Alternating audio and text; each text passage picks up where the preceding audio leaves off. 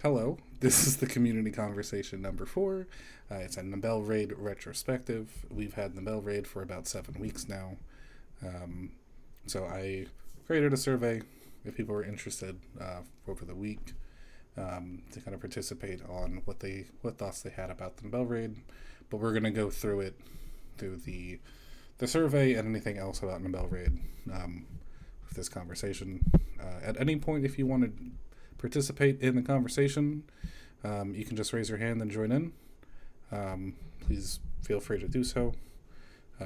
For the people who are over on YouTube, which is one person, just hop in the chat, type something out. I can see it.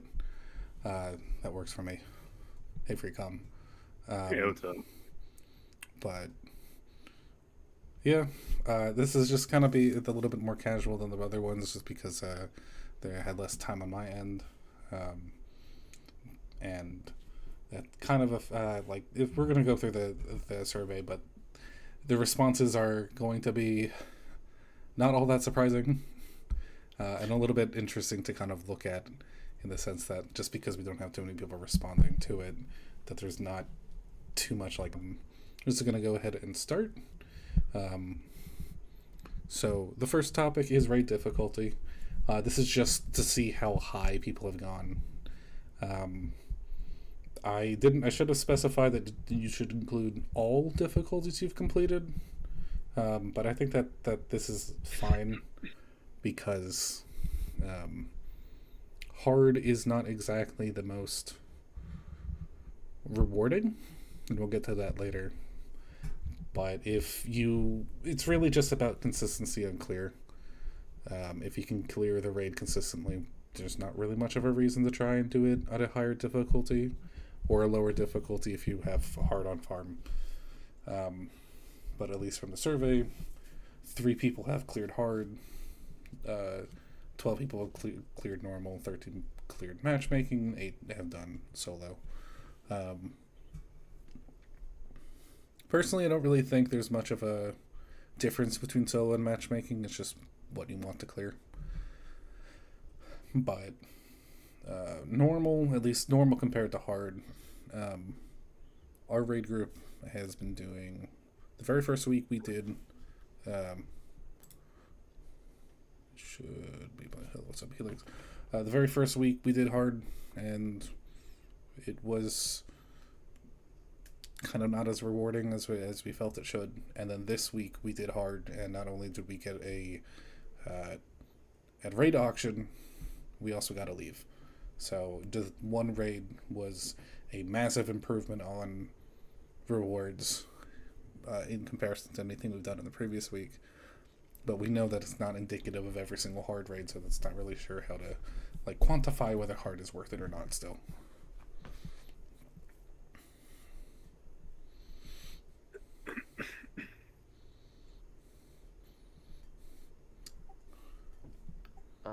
What is it? Solo has worse rewards, I think, than matchmaking. It's slightly worse rewards, but it's also based off of speed. Um, I was hanging out with my friends last night who were doing matchmaking, and in the time it took them to do one matchmaking run, I cleared all of my characters who I had left for who were left for solo or matchmaking. So I did 4 characters in the time it took them to get one matchmaking run. I kind of agree that I think if you can do matchmaking, we have the people to do matchmaking, you should. But if the time commitment is almost the same as doing one raid, I don't really know how that can be justified over solo. It's kind of the same way if you look at it like what advanced dungeons you're running. If you can clear, let's say, White Cloud and Solidaris, in the same time you could clear Moon Lake. Both of those in the same time you could clear one. Would you do Moon Lake, even if the rewards are slightly better? Depends on your time. I mean, yeah, it kind of depends on how much like rail time you got. Right. Because I mean, me personally, I probably do a Moonlake first. If you only ever have to clear once per week, you might as well do the best you got. Yeah, if you can only do one clear per week, I think you do the highest possible you can do. But if you have the opportunity to do a lot more, that kind of thing changes.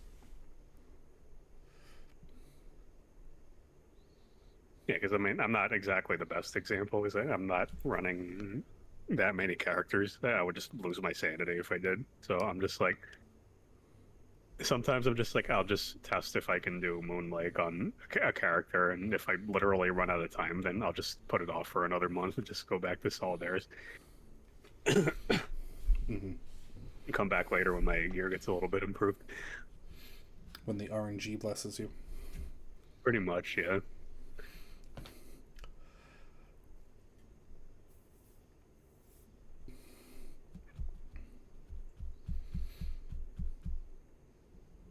Just looking at the chat.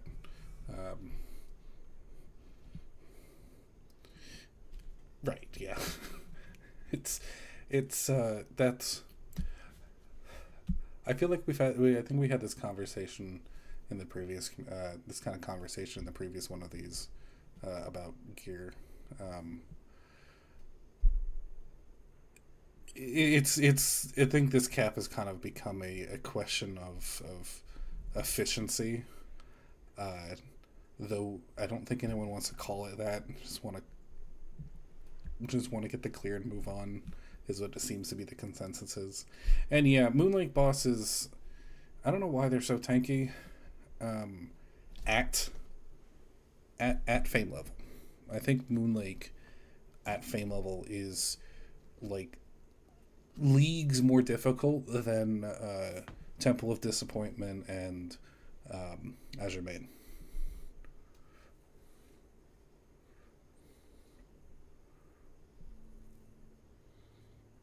I think of all of them, Azure Main's probably the easiest. Mm-hmm. Yeah, there's just because of the HP damage. Yeah.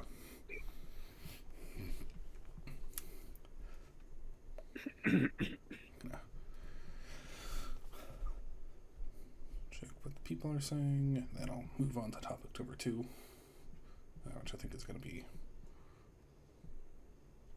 a little bit more in depth.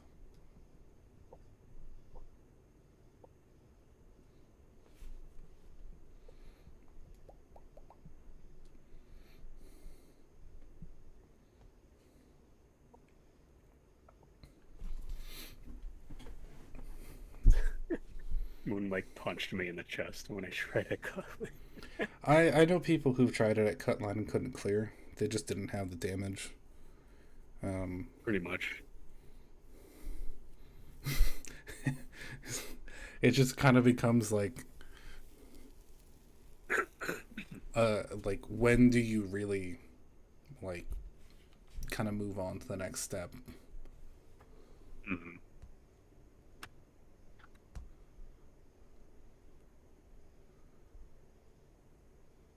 I mean, I would kind of imagine it's kind of like League players, right? It's like you go to the first boss, it takes you like 5 minutes by itself, and you just put it off until you do more DOD.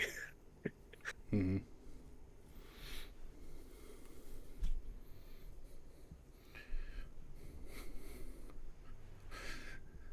Yeah, the advanced dungeons have had a contentious history so far, but again, this is something that we talked about last time that we can bring up again later. But we're gonna move on to the next topic, which is the raid content of Nabel.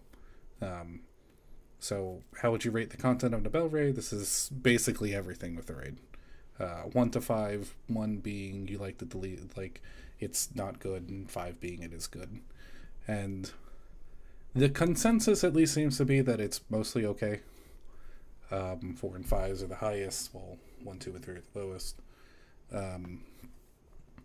I think if I could expand on this specific topic a little bit more than what the question asks, is how each kind of tier of the content you're doing in the Bell Raid works, because we have the main bosses, which are Nabel, Eldir, and Anima, and then you have the mini bosses, which are going to be Mori, Tiana, and the subconsciousness is, yeah, the tapirs that with their pillow. And then it's more of a muck than a boss. yeah, and then like you have like the basically what I consider the trash mobs, which are the Traumans, because those you kind of clean up, and only if they're like a level 1 or higher is that when they become a mini boss. But I think there's the way that the raid has been set up and the content is available, it is a good way of kind of cycling you through what you're supposed to be doing. Of the kind of like the recent raids, can go back to Bakal. So Bakal, Mu, and Nabel. I have to say it's a little bit more compared to. I would have to say, like, compared to Bakal, it's a little bit less obvious what you have to clear, but it's a little bit more intuitive on what exactly you're doing.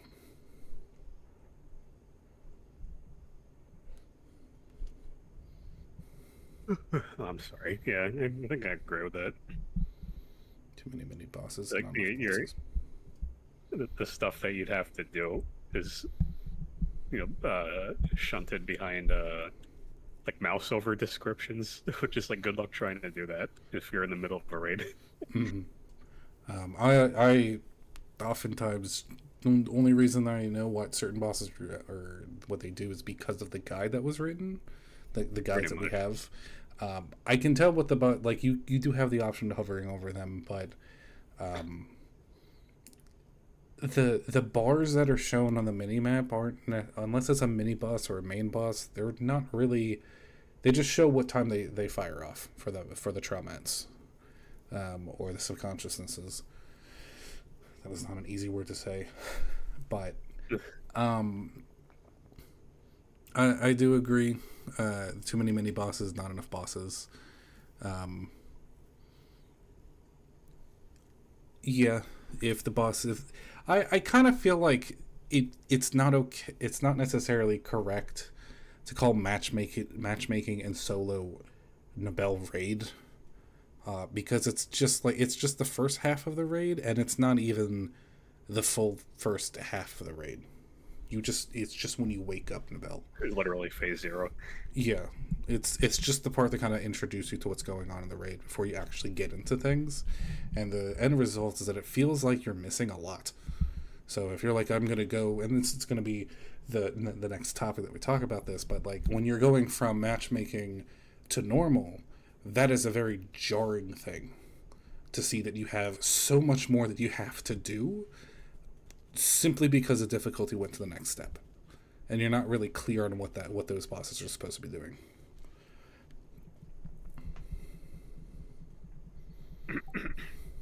The fame difference is huge too. Mm-hmm. I think the fame difference would not be as much of a problem if we didn't get hard at the same time that we got normal, like what would happen with Mu and Bakal. I think us getting all 4 difficulties all at once kind of made it seem like you needed to be at, I believe it's what for normal 61k and change fame. So you needed to be there to be able to start doing the raid. If you couldn't do hard, it's kind of expected. It's the time frame, but at the same time, it just felt like you're kind of being rushed into something without really getting to experience it first.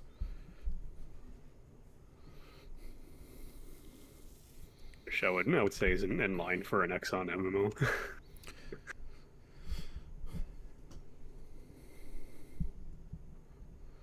Can't give my honest opinion because I feel like I haven't really done enough raids to fully understand what's happening. Give it a 2. Let's compare these raids to the previous ones, and this is just a major downgrade from Bakal. A lot of nonsense traumats you can skip. You can skip a lot of the mini boss entirely, still clear. They're pointless. Yeah, I think that's the other thing is, at least with our raid group, we've kind of gotten. I can't really say complacent, but we've kind of gotten a little bit overpowered in the sense that we just kind of skip the Traumats and just do the mini bosses because of time, and it will oftentimes get things where we're just telling the person who is either in Nabel or who is about to enter Nabel, you have like 3 or 4 lasers firing off you in 20 seconds. Be ready for them. And you're just like, okay, you could have a team go out and start clearing the bots, but realistically speaking, that's time you could have used to do something else. Yeah, just press shield. Just have the satyr use like an AoE iframe. Just use an iframe, something like that. Like, I'm the type of guy who's still doing it the idiotically safe way, and I can tell you, usually in my pub, which is not the best example, my pub, skipping Traumats is usually a fucking disaster. So, well, you kind of can't really skip. You can, but kind of don't really want to skip Traumats in hard because there's a lot you have to do. I'm not even talking about hard, I'm talking about normal. I mean, right, but like normal is like you get to the point where you're kind of like, you can kind of get to the point where you can kind of skip them, but in hard, you don't really want to skip them, even though you kind of can. And you bet your ass people are going to try and do that, even if it results in a boom. Like I've been in other like normal pubs who they keep trying to do the whole Traumat skip thing, even though it's obvious like nobody knows any gimmicks or doesn't have damage. Mm-hmm. So they just like they see somebody else doing, like, it's literally monkey see monkey do. Somebody does it, and then they think that's the best way to do it, and well, the only way to do it.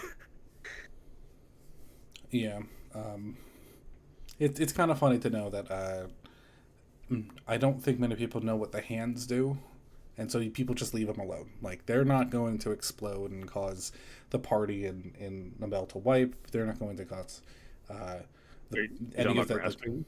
Grasping. They're not going to cause a boss to, or cause the party to take damage to make it more difficult. What they do is make the Traumats harder. Well, if they make the Traumats harder and you skip the Traumats, why would you do grasping? So it's a kind of again, this is kind of like a cyclical issue of, this is a lot of stuff to include in the raid that isn't really something you're going to be doing. Air brought up Bakal raid, and I think that's one thing that is a good comparison to this one, because in Bakal you still do, even if you don't have to, you still do the mini bosses just because it makes things easier on everyone else. And like, you can skip some of the, like, the eyeball and I forget what are the other, like, the mini bosses. Like, you can skip those just because they either don't help you or they're not like part of the correct pathing. So it ends up being that, like, just having a good knowledge of where you're supposed to go and where you can send your parties makes Bakal a little bit easier to manage with, and makes it easier to kind of do kind of like the mini bosses because of that. It's a decision to the raid lead to choose either or not to do grasping. From my first strat for the first 2 weeks included. Yeah, it's the same for us. We just skipped it we've just been skipping it now because you would think, but I mean, in my own pub, I've had people occasionally DM me before the raid start, and it's like, why are you teaming up on Mori? And I'm like, did you read the sign before you came in? Yeah. It's like, I don't trust you. I don't trust your gimmick, whatever gimmick knowledge you say you have. So I'm like, you bet your ass I'm going to have red and yellow team up on Mori, because chances are after the 3A he's still alive. Yeah. I think our raid group has swapped to doing, we have red and yellow go clear Eldir, while green is inside Mori. And green 3A is inside Mori, and then with the leftover invasion, red's leftover invasion on Eldir, they rush over to Mori and finish him off. leftover invasion. You lost me already. Exactly. Like if you have the power to do this, this is an option that you can do. But I think that's kind of like that. That kind of brings up another point with the raid content is that there is actually a lot of options of how you can clear the raid. You don't just have to follow one specific path. There's multiple ways. Yep. Yeah, and if I learned the hard way since whatchamacallit, what was the talisman farming dungeon again from like a long time ago? Pandemonium War? No, not that one. The one after it. Black Mountain. Yeah. So there was like a damage buff dungeon that practically everybody skipped, and like people get mad at me. People get mad at me if I actually did it. Yeah, once you got to a certain point, you literally only had to do 2 bosses in Exile. You didn't have to do. No, yeah, I get that part, but I mean, like people who are caught lying and don't understand that they don't have damage would get mad at me for doing the damage buff dungeon. I'm like, excuse me.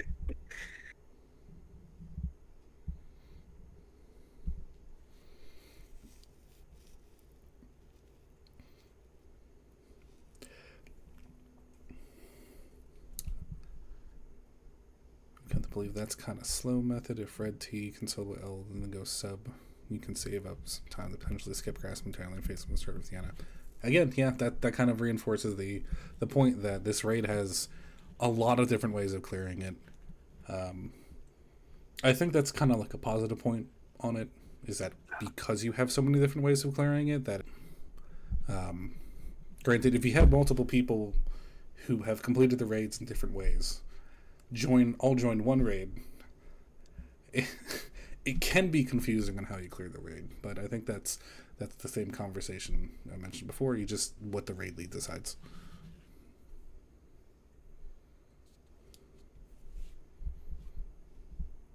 I like that there are lots of options.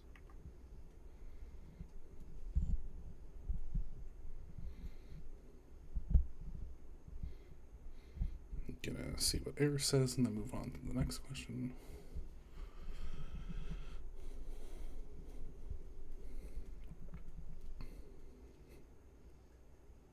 I did have a question regarding the sword. Yeah, go ahead.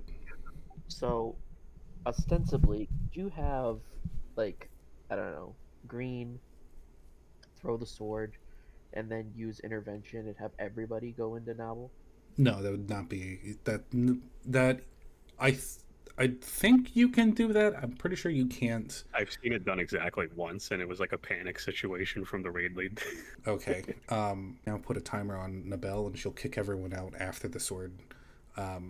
There's the sword groggy, and afterwards there is the kind of berserk phase, where you'll get another very short groggy at the end of that, but once that happens, everyone gets kicked out. So you don't want to fire the sword and then go in, because everyone's going to get kicked out anyways.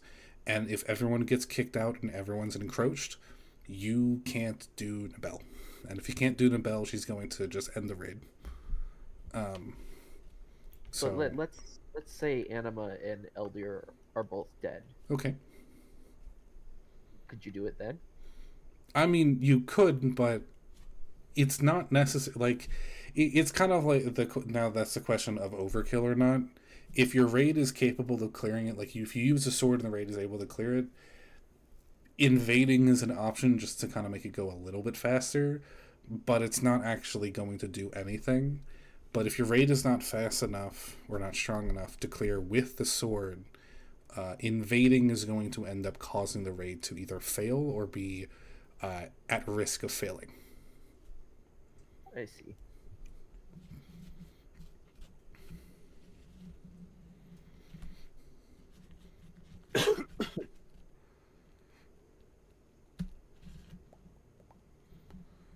What does doing the sword in phase 1 do? There's no purpose of doing it in phase 1. It's the same exact thing.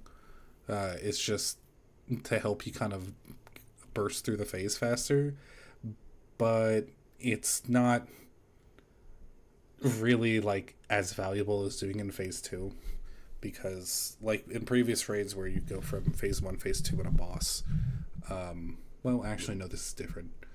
When you phase Nabel, you're still in Nabel. So if you fire the sword and phase Nabel, it still has put the lower countdown timer on Nabel, so you get kicked out faster. And you don't really want to do that, because when you're phasing, you want to kind of make sure that you have enough time to be able to do the Eldir and Anima. I see, but does the sword respawn too? If you phase there will be a sword in I think there's a sword in phase 1 and a sword in phase 2. The Trauma of Death has its own timer, so but when you like, let's say you kill Trauma of Death in phase 1 and you phase into phase 2 before firing the sword, it disappears, and then Trauma of Death will relocate on the map and respawn. I see. Yeah, and it's kind of like priority. Do you want to do the sword in phase 1, where Trauma of Death isn't necessarily a difficult boss, but he is a fairly tanky boss, and he doesn't really groggy the same way as the other bosses, so you end up actually having to fight him and do his mechanics.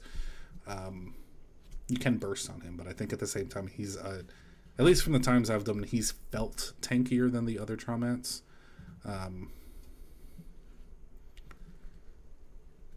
So it's not necessarily like valuable to do it during a phase 1 in comparison to like if you're close to clearing in phase 2 and you have the opportunity to defeat Trauma of Death and fire the sword, that's something you can do if the rest of the necessary requirements to clear the raid have been met. Yeah, I've been still trying to like figure that out. Like, as the idiot who gets people who don't know any of the gimmicks. It's like, if by some miracle we reach phase 2, I've been trying to figure out when to use Trauma of Death, if even at all. I think like just the rule of thumb with Death is if you have people in Nabel and Nabel is like, and you know they can clear if they have a groggy, you just need to like make sure that you're communicating properly, so that when they get a groggy, you can fire it off right after that, so they get it extended, and they can deal a lot more damage in that period of time. Yeah, I don't expect that level of communication from my pubs. People barely know what Trauma of Death is usually. Okay, let me see what Air is saying. Hosted very little so far this raid. I lost static members.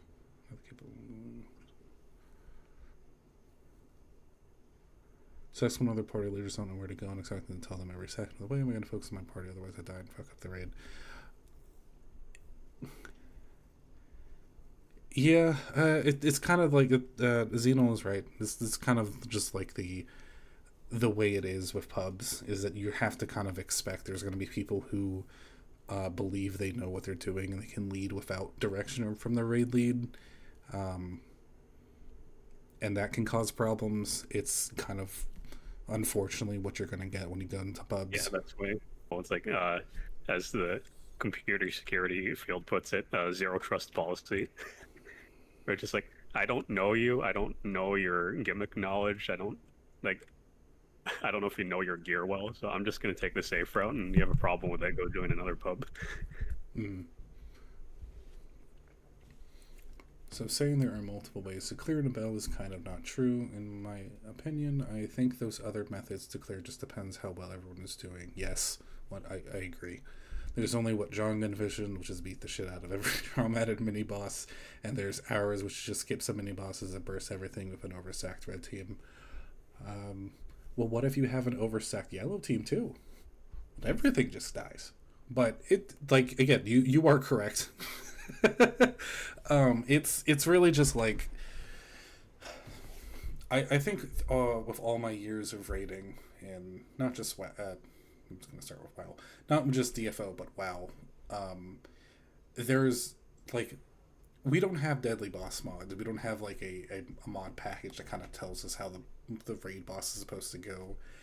And we don't have, like, professional raiders who have cleared the raid and then write a guide on how to do the raid their way.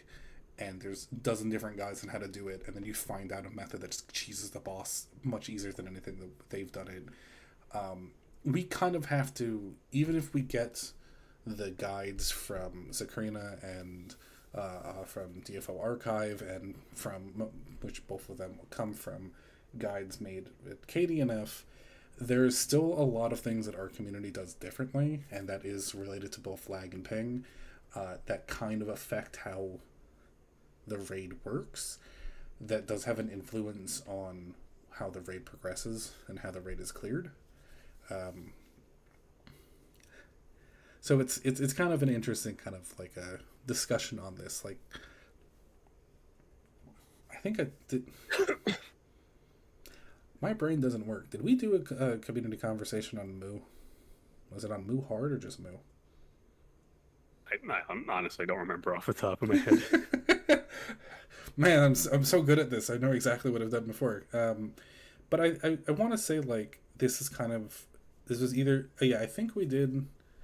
okay, we've done it about Moo. I think I could go and look back at that one, that recording, but I think we brought up this kind of thing there as well, which is, like, that... about how the raid progresses. I'm not going to try and make any kind of statement of what we said, because I absolutely don't remember. But the raid structure between Moo and Nabel is quite different. I think it's because I have everything unlisted. So you would need to have the link again to look at what I have. I'll probably just... let me... Just stick it in a playlist somewhere and put that on your front page. Let me just open up a sticky note real quick. Just put me a reminder to make those CCs public. Okay. I'm just looking at echoes right now. Buy DFO 100 billion. Somebody's bored.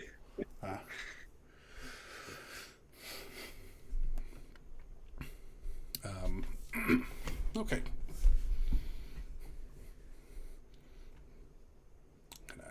Head on over to the next topic, which is something we brought up a little bit before, which is raid progression between difficulties. Do you feel that the progression between raid difficulties is a good indicator of the change in difficulty of the content?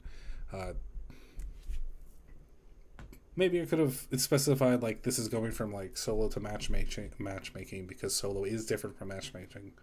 Matchmaking to normal and normal to hard. Based off of the survey, it's even.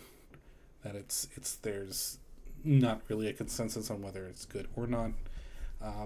And I feel like this is correct in the sense that you both don't get enough information going from one raid difficulty to the next to really feel like you know what's going to be, what those new changes are.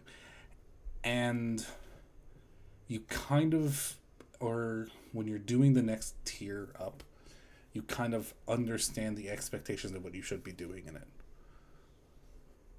If that makes any sense at all.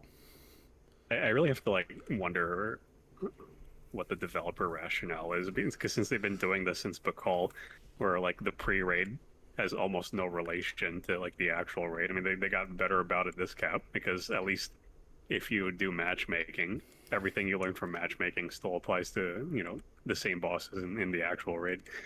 Mm-hmm. But it's like, did they think it, like, induces FOMO or something? Like, I don't really know what the rationale is behind that.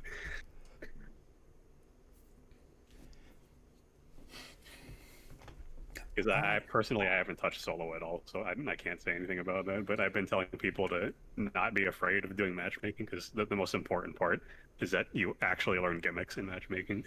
Yeah, solo or I cannot say that word. Solo or matchmaking.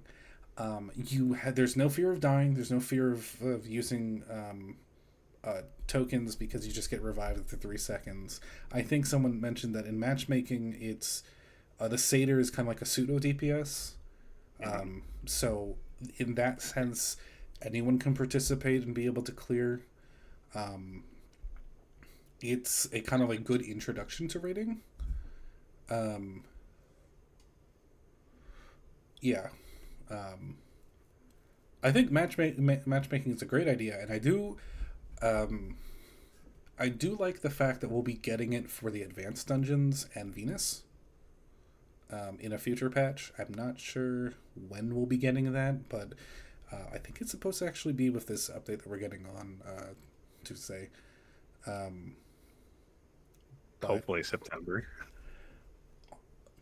I'd have to double check the patch notes. I've been looking back and forth at them because I was trying to find the information about the reroll for Distincts.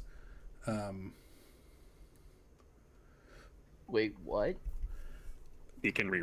I haven't heard of that one yet. So Reroll. there's an upcoming patch. I think it'll be, at least for Katie Neff, it was with a Paramedic and Chimera release, that they're including new items for Nabel and Venus where you can re-roll your distinct pieces that you get.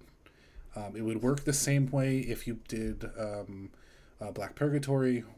Sorry, not Black Purgatory. It worked the same way as you did Ozma Raid, where you can re-roll the item. It'll always roll to a new item, and then you have the option of choosing to either take the new item or keep the current one. Oh yeah, I remember those. Yeah, the Ozma raid rollers. Right. So they're going to do that for both Venus and for Nabel. Does it like retain the rarity or? Yes. Oh, that's cool. There is one that lets you reroll on the same slot, and there's one that lets you reroll. The one that lets you reroll is just random to any. It's Ozma's Grail. It is Roll and Hope, but you could but with Ozma you could select the item for it to not roll to, so you could kind of reduce the chances, and eventually you'll be able to roll to the item that you want. Sounds like the fiery warp dimension cubes. Yes. Well, it's kind of like how do I put this? It's like a deck of cards, or no, not really. The way the Ozma Fusion reroller worked is that you had all 25 of them on the screen, but every time you reroll, you can exclude. I think it was up to 3 or 4 of them for the next reroll. So after and eventually, after 6 or 7 rerolls, you would get the item you're looking for. So yeah, so you're right. It's like the Bacall weapon reroller. Right. This was a little bit off topic, but like as usual. Yeah. No. Now I can't remember what we're talking about. We're talking about difficulty.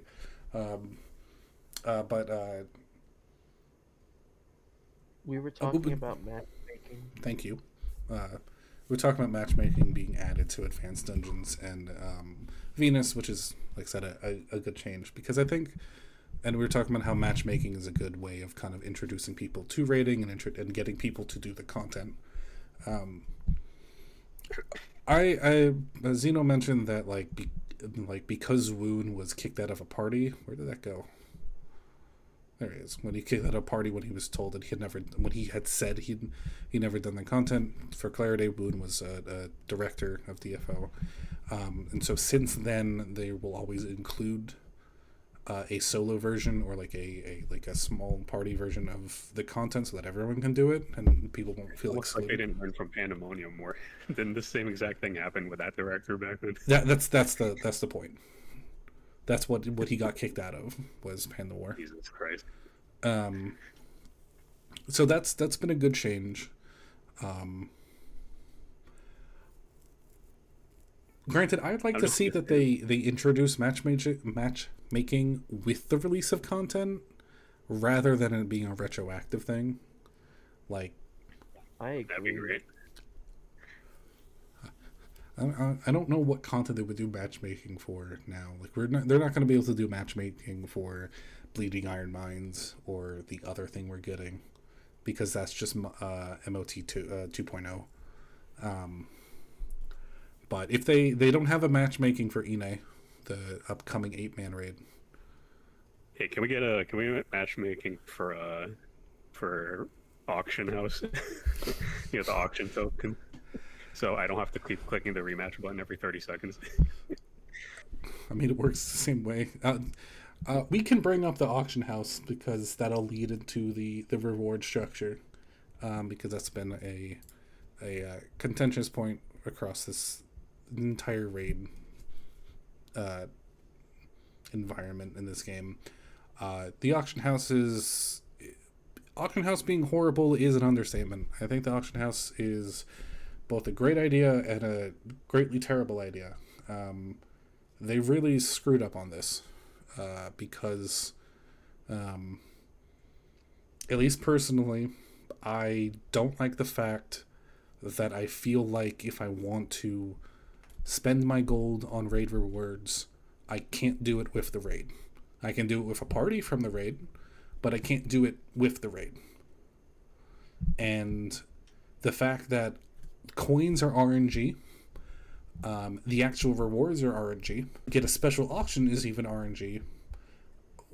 Where does it actually feel rewarding is kind of like the main question that kind of pops up with the auction house, and I just don't.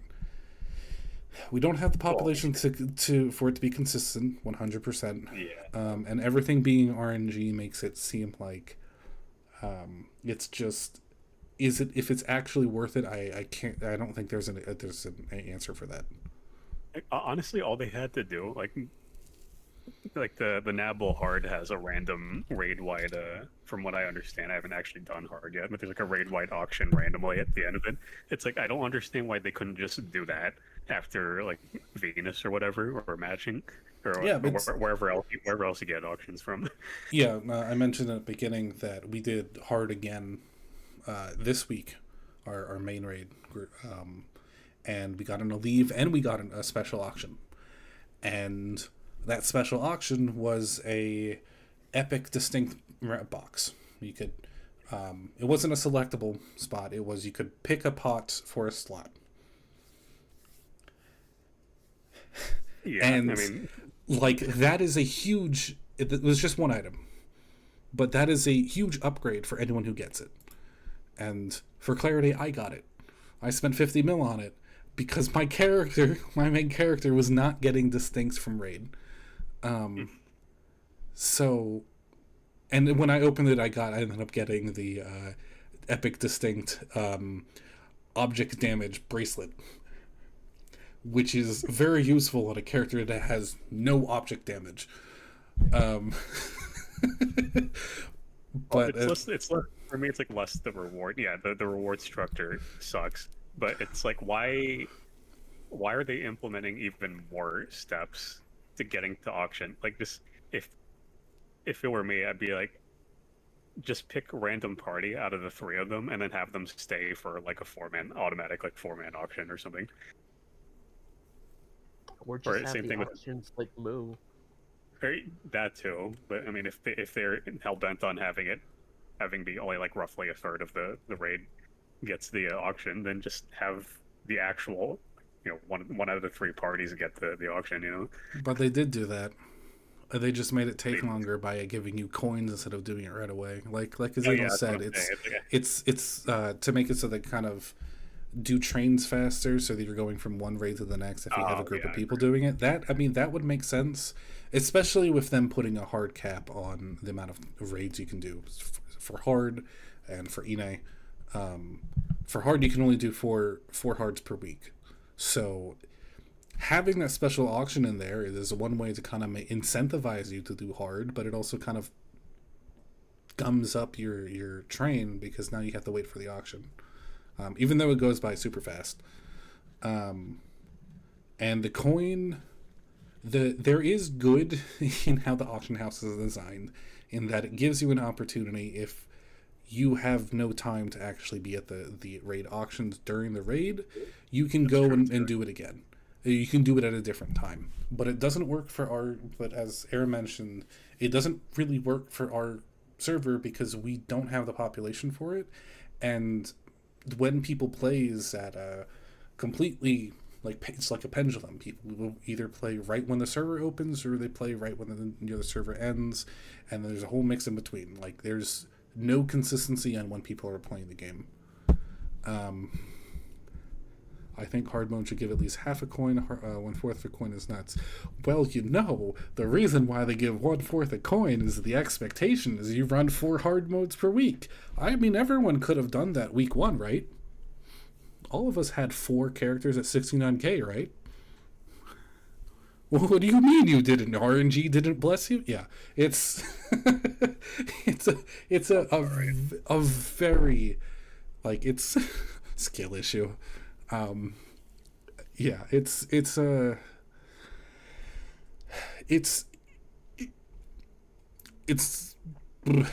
I can't really, it makes me angry thinking about this because it's such a dumb way to ruin a good thing, because I do think Nabel Raid in general has been great. I do think Venus in general has been great, but the reward systems have just bogged down the actual content and taken a lot of fun out of it. That is the reason why we decided not to do hard from week 1, even though we were able to clear it a week 1, because it would have been, we could have taken those characters that we used to clear hard and spread them across multiple raids so that we had the ability to do more raids rather than just do 1 hard.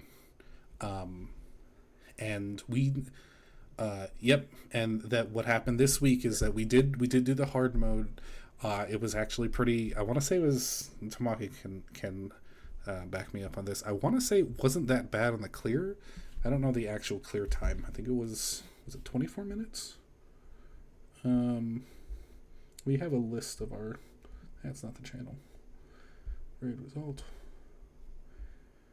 It was, can't see, 24 minutes for that hard clear, which is not that bad for a hard. I think we did have a little bit of some complications there, but all of our, like, our normal train, the average clear time is between like 10 and 15 minutes. And so because of us doing hard mode this week, that clear time went up anywhere between 3 to 5 minutes, depending on the raid, on who was taken to that hard mode.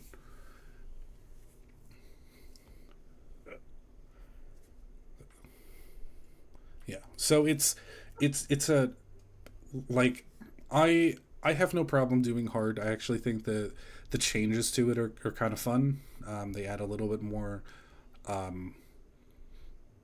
skill expectation. That's not the right English, but you have 1 less guard, so you have to be more deliberate with your guards, and there's a little bit more difficulty on Nabel and some of the other bosses. That makes them a little bit more interesting to fight. But in general, I think it's a pretty good upgrade, but the reward is not there. And that leads into our next topic. Transitions. I've never been good at them. So topic 4, reward structure. How would you rate the reward structure of Nabel Raid?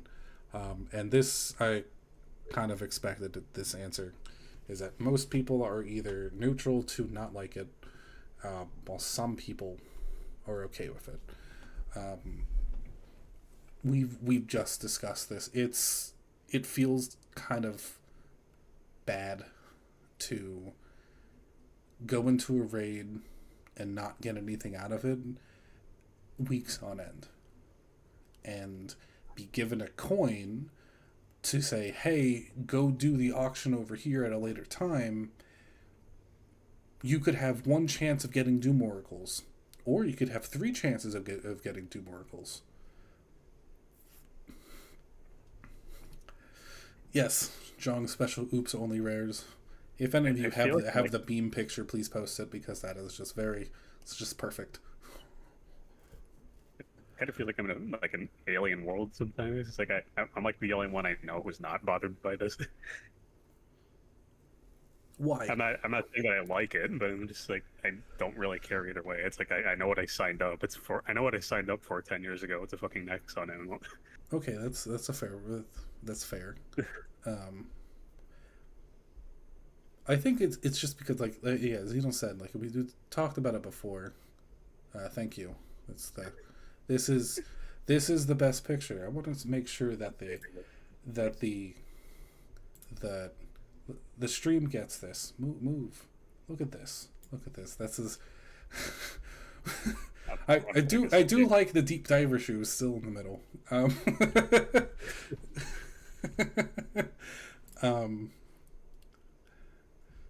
Also this one, my Barney, this machine that turns.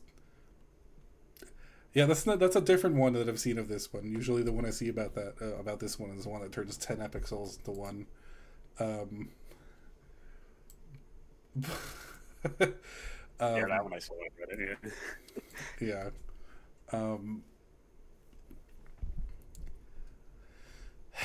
It's like maybe I'm just like positive to a fault about this, but like ever since like even like hell mode back in 85 cap, I'm just glad to be done with hell mode.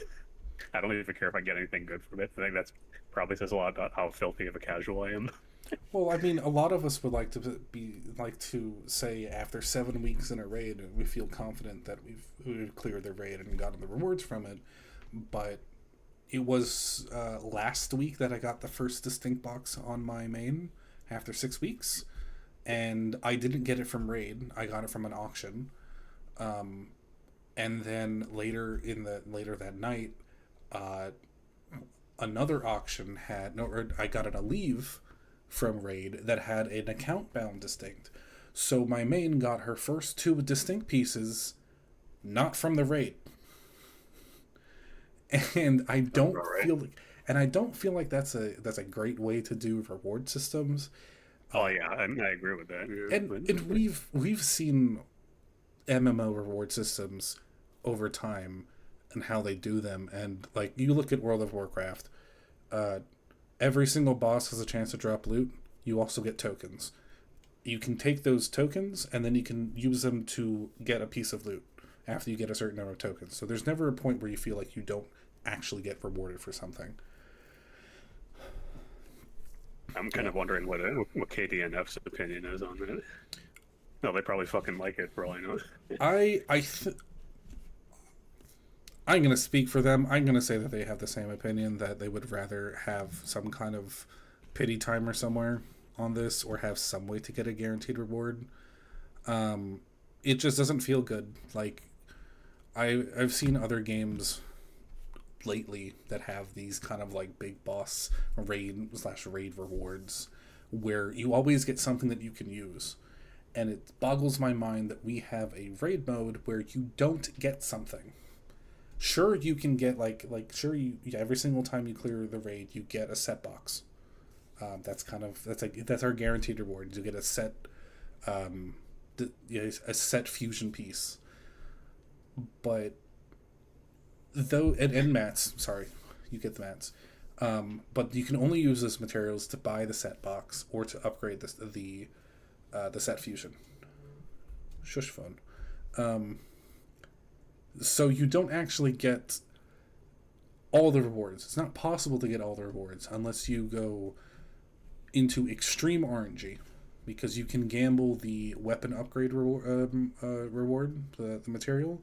You can gamble on that to get a distinct pot, but you can also get the material to upgrade your set fusions out of that. So that doesn't really feel like you're actually being rewarded. It feels like you're just being kind of like you're continuously kicking the can down the road and not getting anywhere. Here's your allotted soup kitchen bowl. No, we don't care if there's a rat in it. Kind of, yeah.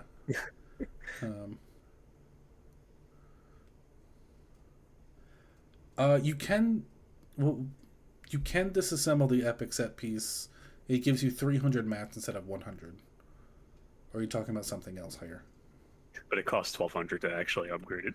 Oh, that's what you mean. Okay, I know what you're saying. So, like, if you upgrade a set piece, so that it is now an epic set piece, but then you want to replace it with an epic, if you replace it with distinct and want to upgrade that distinct, you can't just assemble. Yeah, that's an excellent question. I wish we got an answer for that. Um,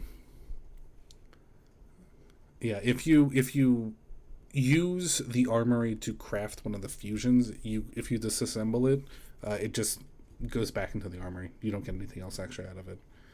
Um, Hoyo games have somewhat desensitized me to the pain of getting nothing after logging on, but that doesn't stop it from being hot ass. Is that on YouTube or? No, that's in the chat. There's the one person watching on YouTube is being invested in our conversation and not joining it. Yeah, I feel like that's kind of where I'm like coming from, because I'm like 85 was like you get a full health, or not full health bar, full FP bar of Hell mode, maybe like once every couple of months, because I refuse to play a fucking OV class and hit stuff in boats all day in Anton. So it's like, I know what that feels like. It's like, oh, here's your bi-monthly chance to get absolutely nothing. Yeah. I feel like I did mention this earlier, but it definitely feels like the reward structure for the raids have made the raid itself feel less. And I'm not really like too happy about that. Like, we have information about Ine, the 8-man raid, where the reward for it is just to be like a supplement to basically whatever you're getting from raid. It's basically just to be a supplement to help you to complete your current setup. It's not actual new rewards, which is fine. It's good that there's more sources of rewards so that you're able to basically be ready for Delee's raid once it comes out. But I don't like the fact that it's still RNG. It's you're still spending time doing content. Yeah, Oculus. You're still spending time doing content to basically get no actual reward. You're just getting more stuff to hope that RNG blesses you in that content. Cool. Like I told some people, we were talking about this actually like earlier this week on my voice channel and see ClickPup. Like, somebody keeps saying that this cap's RNG is like a vice grip on the balls. And I'm like, yeah, that's how they get you. It's like they're hoping you're stupid enough to like open your wallet because of your FOMO feelings about DoD, and then like fool yourself into thinking that opening your wallet will give you better rewards or more rewards. A lot of people have been comparing this cap to a gacha game, and I personally can't agree with it. I can't agree with it because in a gacha you eventually get what you're going for, and this one you don't have a pity. I think the main problem is that like they've also seen a couple posts, like there was another post on Reddit about the First Ascendant that someone brought up Dungeon Fighter Online for some reason, and they said like, yeah, it's a pay to win garbage game, and I'm like, I really don't understand how DFO is currently pay to win, because sure, to get the CAT you need to buy a package, but you can't buy your way to victory, because you could spend all your money to buy packages to then sell for gold to then buy all the primeval souls off the auction house and still get nothing. So I don't know what exactly is you're winning here. A lot of those people who claim DFO's pay to win probably heard about pay to win descriptors of it like years ago, because I actually there was this let me go find it again. This is old Reddit post called the pay to win alignment chart. Mm-hmm. I'm surprised there isn't like I'm surprised nobody's done anything like this for like any other supposedly pay to win game. I'm gonna put it in the chat here. People might just be too tired, honestly. And it's like I remember mentioning in the comments of that thread that like I've actually met somebody who thought clone avatars were pay to win, and not rare clones, just clone avatars. It's like they give negligible amounts of stats, but I mean, shit, you're doing better than somebody who doesn't have clone avatars. So as far as they're concerned, it's pay to win. You don't win with these people. Yeah, it's always been like kind of the conversation of what exactly is pay to win, and there's no consensus on this. There's never been a consensus on this. Yeah, right. The only the only definition of pay to win that I'll ever use is Total Biscuits, and that pay to win is a thought terminating cliche, where they can just say, "Oh, it's pay to win," and they'll just stop thinking about it because they're so smug about them winning the argument Right. because they called That, something pay to win. that's a kind of a good way of looking at it. Yeah. Kind of attached to this is we can kind of talk a little bit about the expected rewards out of the new content. Or we'll go back to that. But before that, we'll talk about what Hot is saying. I think the only aspect of pay to win at the moment is amping and cat, and that's not the worst. Forget amping if you're an Exator. Cat is what you need. Yeah. It's been really, really nice that every single time they've introduced a level up event or the starter boost, you get a set of basic CAT. I think that is a huge difference in comparison to what we've had in the past. And I think that kind of helps, at least in my opinion, helps to alleviate the idea that DFO is pay to win. No, that shit is amazing.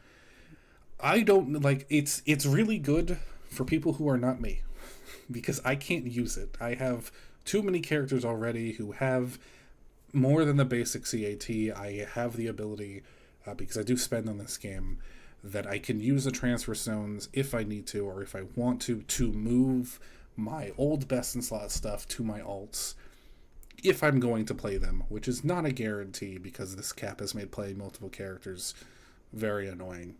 But I think it's the idea of leveling a new character without them would feel like since they're going to run me a bunch of gold. Yeah, it's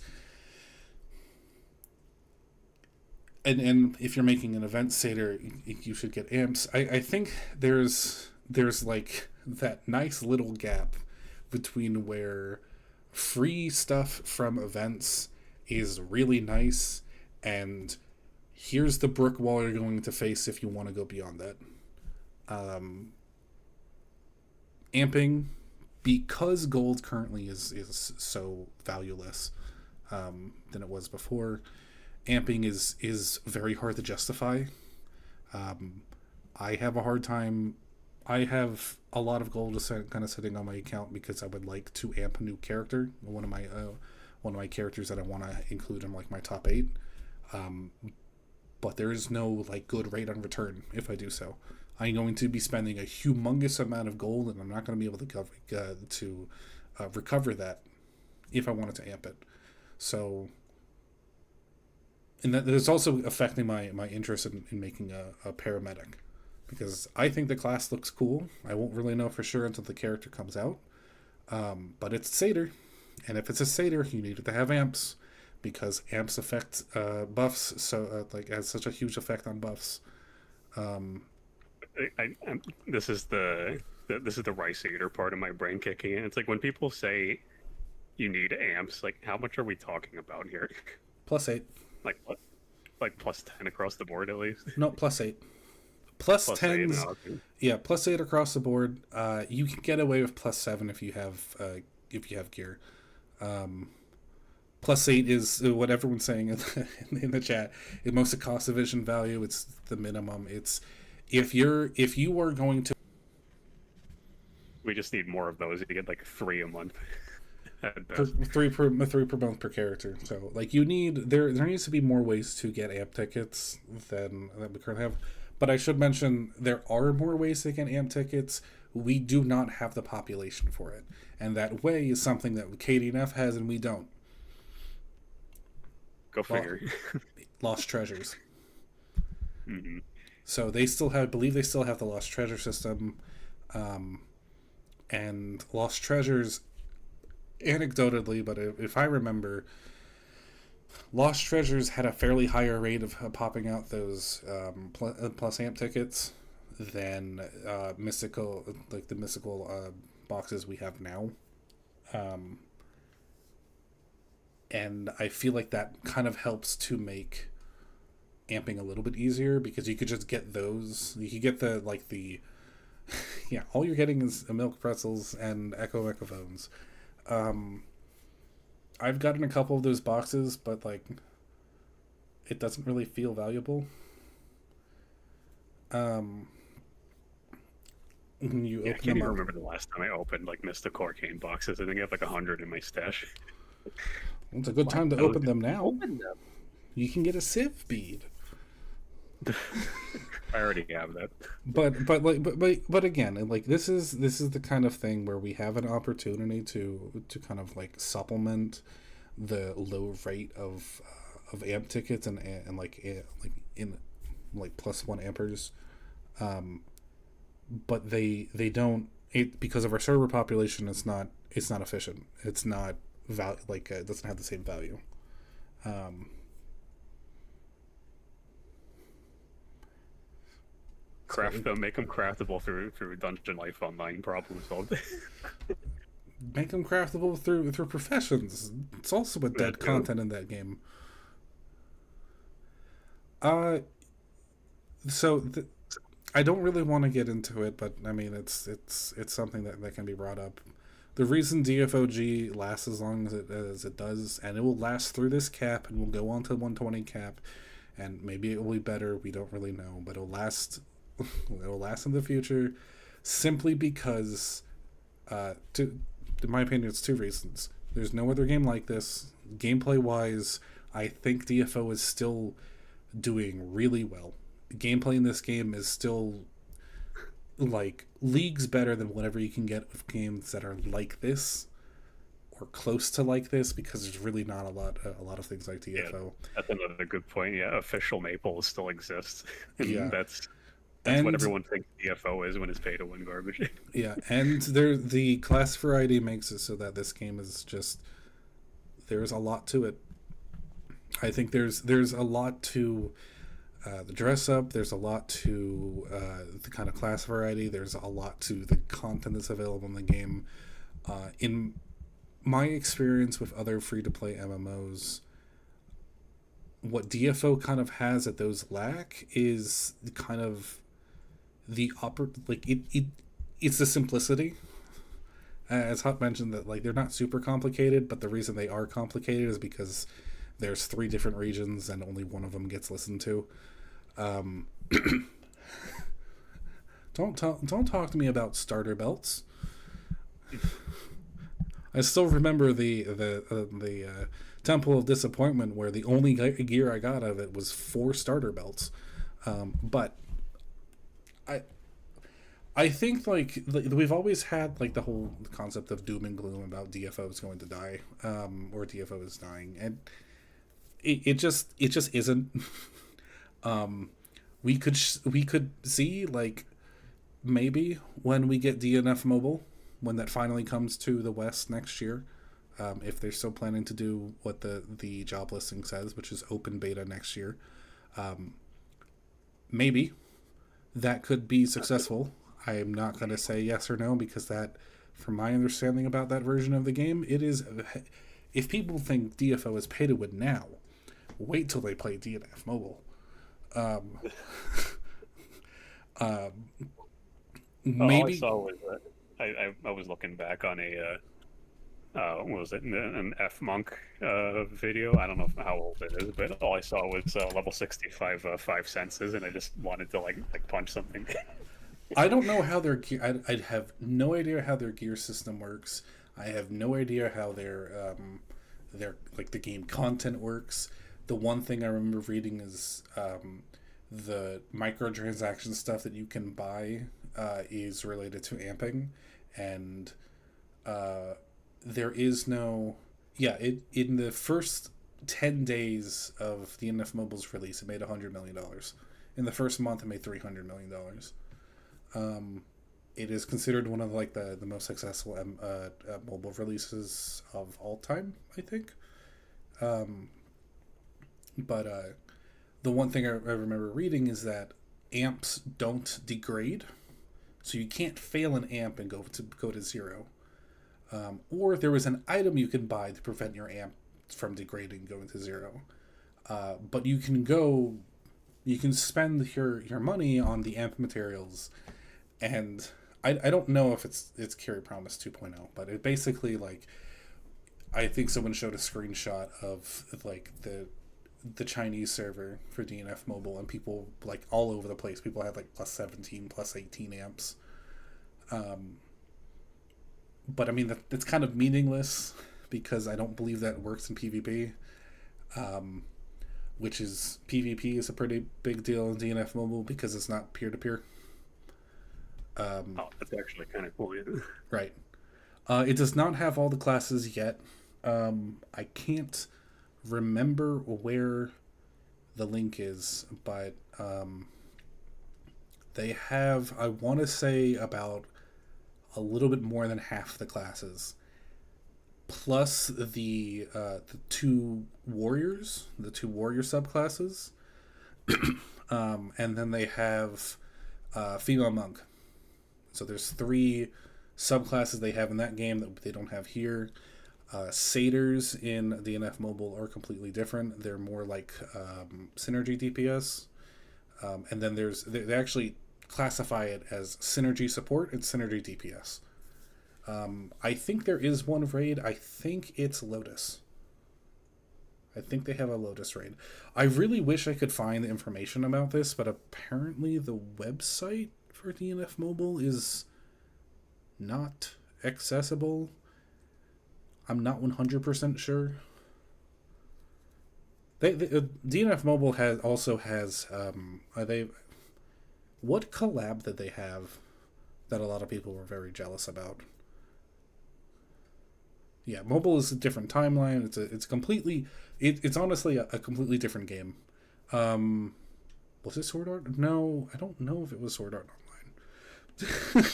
This is deviated quite significantly, but it is an interesting thing to kind of bring up because again, to kind of tie everything together. This is about reward structure. This is about how the game feels, like if it feels rewarding or not, and we got to pay to win through that. But I think like I said, the only reason I found out that DNF Mobile is even coming to the West in any capacity is they have a job listing for the game on Nexon's internal job listing board that said they're looking to hire people for the global version of DNF Mobile with a planned open beta of 2026. 2026, wow. Which is I think 3 years after its initial release in Korea. Got GTA 6 before we got DNF Mobile. Unless they delayed GTA 6, but who knows? Maybe they'll release at the same time. Maybe. Then we'll see which game is really popular.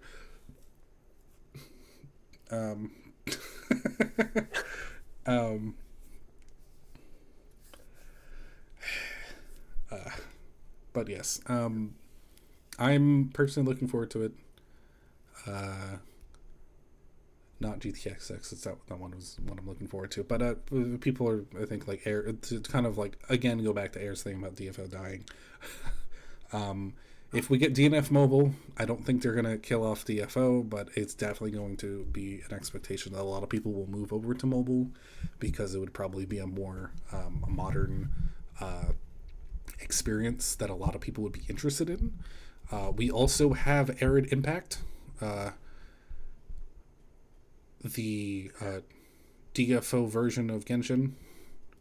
It does have a PC client that was already known. The PvP, one of the PvP guys from KDNF, I think he's referred to as Broccoli Head or something like that, Broccoli Guy. He was playing, he did a really long time ago, but when it released in China, he did a stream or he did something where he was playing with Chinese players on their client, but he was playing on PC. So they do have a PC client for DNF Mobile, but I'm not 100% sure on information about it. Again, I can't find information on DNF Mobile easily. Most of this is just regurgitated from what people have told me here or in other servers. uh, what else can I think of? They don't have agents, which is sad. But I'm kind of interested in how they're planning to implement agents, because all 4 agents are currently Dark Lancer. What? Oh, no, don't worry, Bubba. You can play Specialist by playing Impaler.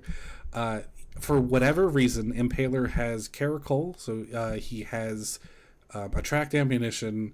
He has it like the skills look exactly exactly the same. I honestly, I feel I'm really conflicted about this, because I don't like the fact that Impaler is basically agent.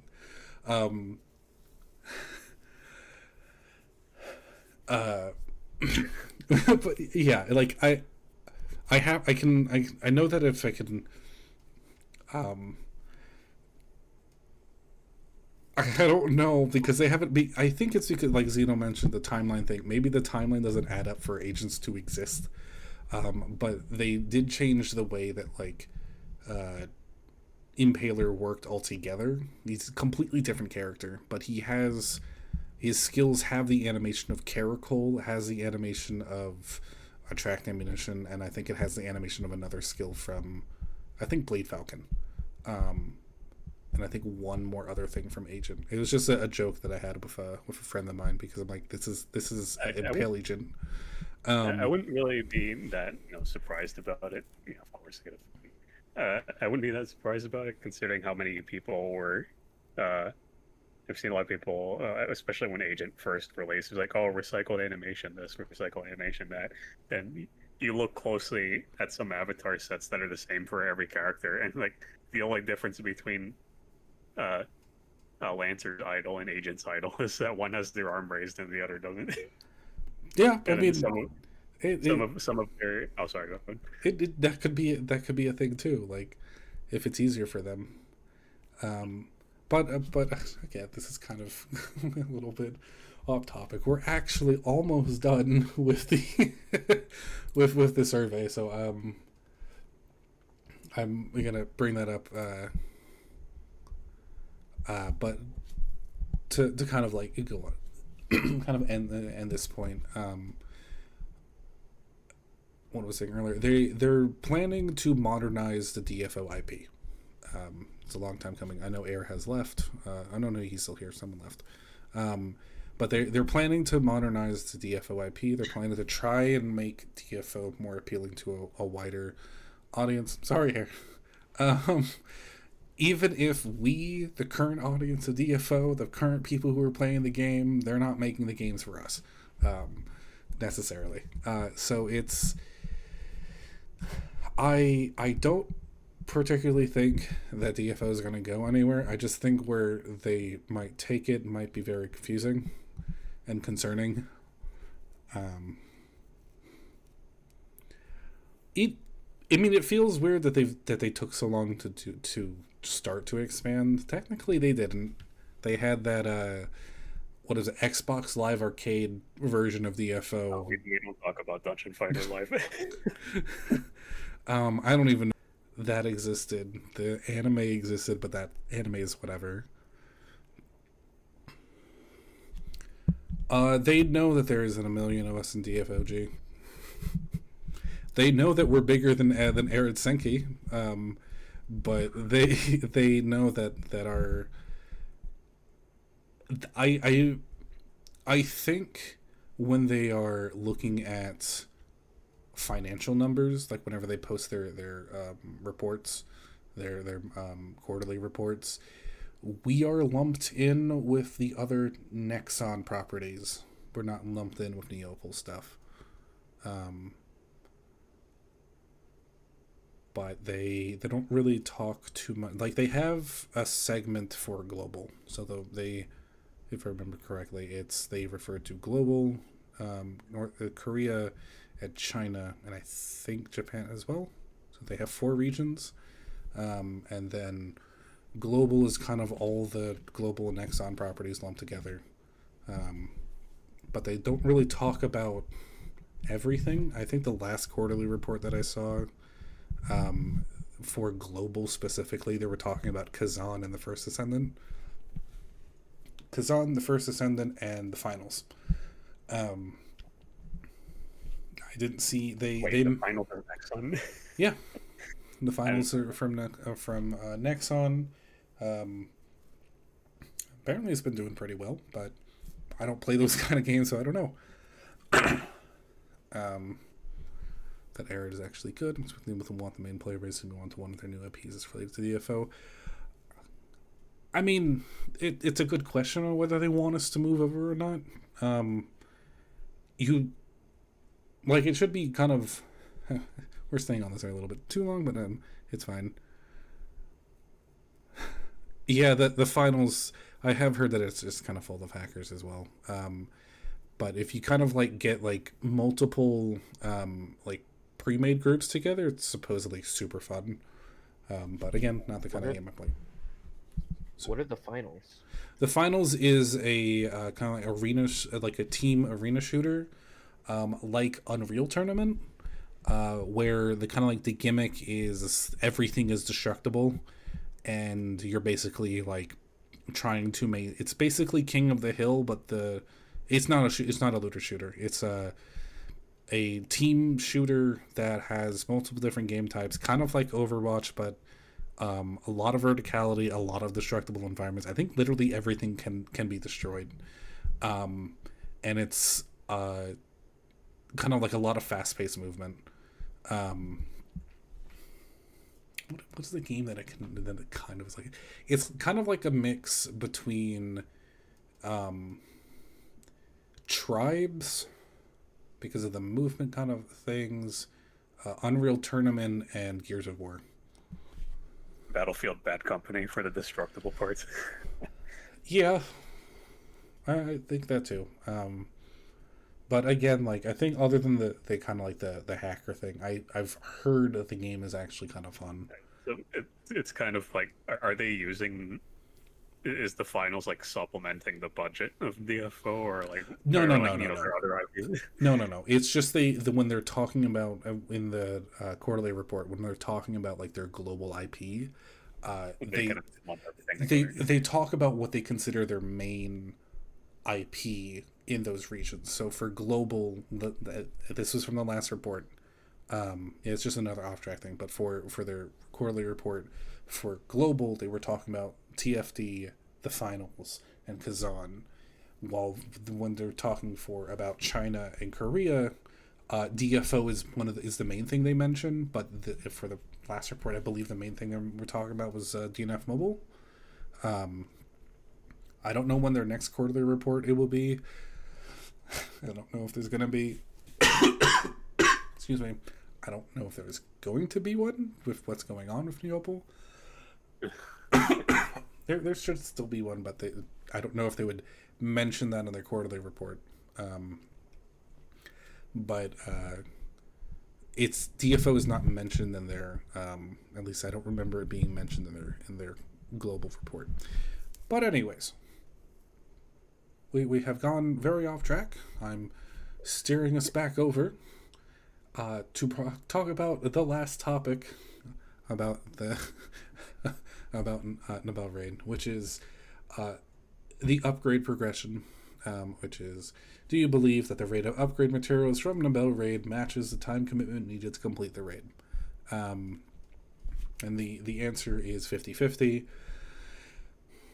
I feel like it kind of depends on where, not only us, but where the developers consider the baseline, where they consider graduated from the Bell Raid with air quotes. Right, and I think a lot of people, personally, I kind of equate it as to where you are when you get the weapon upgrade, which if you complete normal or hard, you get a material that you can use to upgrade your weapon, and you kind of give your weapon a fusion. You get it from matchmaking too, but at the rate that you get them, the next cap will roll around. It would if you get them. My bad. I forgot that it comes in solo matchmaking. Solo matchmaking, you get 10. In normal and hard, you get 40. You can sometimes get 40 from matchmaking. Correct. Minimum time it takes to get into matchmaking or solo is 40 weeks. 40 weeks? You need 400, 40 times 10? Yeah, that's how math works.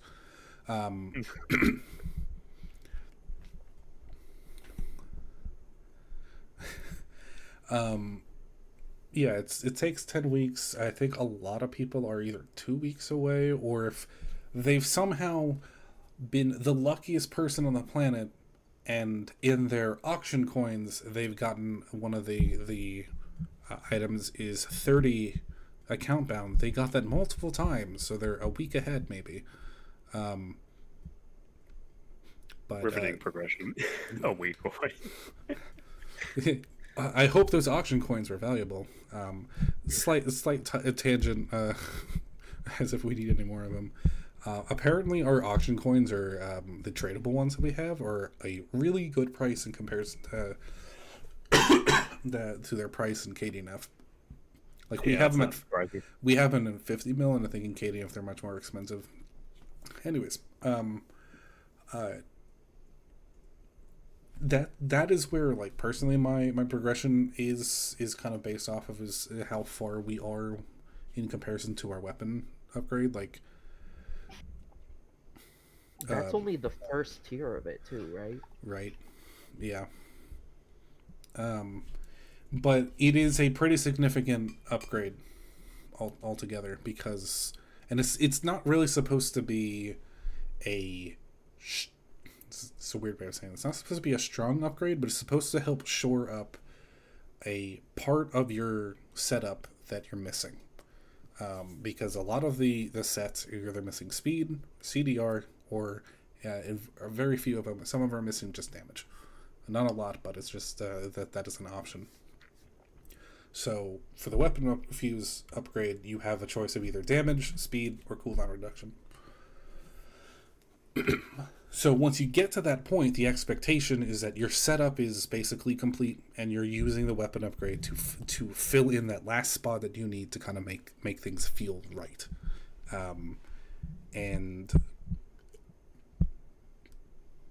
again, personally, I feel like up to this point, I don't really feel like upgrades have been great. It has felt like I'm spending more time hoping to get a distinct piece than I am hoping to get anything out of the raid, because that's what I want to upgrade versus just sitting on a set piece.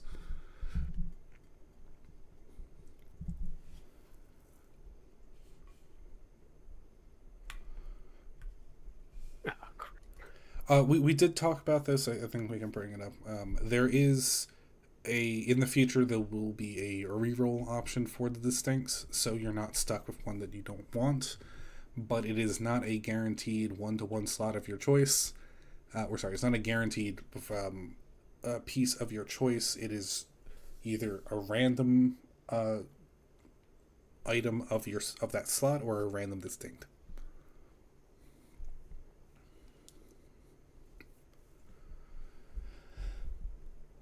And yeah, I kind of feel it doesn't feel great to upgrade a set piece. The main reason I have been upgrading set pieces on my right side is so that I can get distinct pieces on my left. But I feel like that's not exactly a good way of making the rewards feel rewarding.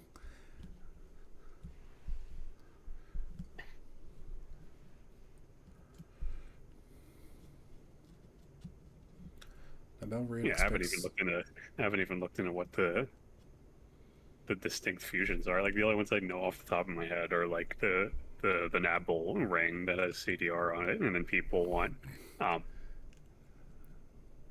not even gonna say I know what people want on the Venus fusions, because I haven't even gotten any yet. So the Venus fusions are kind of really up to you, because all of them have CDR on them. So you have for Nabel for Venus fusions. Excuse me. You have an option of either damage reduction, attacks, all speed, or skill range. So it's whatever you prefer. I think most people would either go for speed or range, depending on their class. The damage reduction is okay because I think when you upgrade it, you also get something else. I can't remember what the other thing is, but you get an additional stat, a defensive stat. For the right side, for Nabel fusions, a ring has the CDR, is what most people want. It also has a speed option. Necklace has the reset necklace. It has both effects combined of the previous necklace fusions. So it'll have the 1% chance to reset a skill and a 10% chance to reset a skill. And then bracelet has skill range, and if you're very lucky like I am, you can get object damage increase on your bracelet. And then the sub equips, there's nothing really special about the distincts. They're where you can get some skill focus. Each one has, I think it's between level 30 and level 80. You can get a something to increase that skill's attack, and then once you upgrade it, it gives it skill range and skill attack. But because there's like 8 options for each slot, it's usually the reason why people recommend, if you're going to upgrade or if you're going to select set pieces, like set fusions for your right side, you go for the sub equips. Give me 1 second. I'm sorry.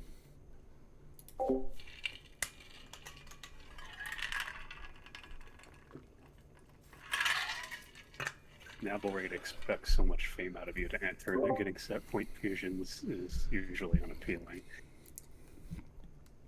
I mean, if you're not at Primeval tier yet, then I don't really agree with that. It can help you get to your final set bonus, yeah. That's how it's worked for a couple of my characters, is that I've had to use the set bonuses from, or the set fusions from Nabel to get that last spot. And that's a huge hurdle, and that's both a huge boon to your fame, because it makes it easier once you're in Primeval tier. You're basically able to do Nabel hard, but it makes it easier for you to do Nabel normal as well. And it's also a massive damage boost. Still probably not going to touch that regardless. Like, I'm at 71k in my Dark Knight. I'm just like, nope, I'm not doing that yet.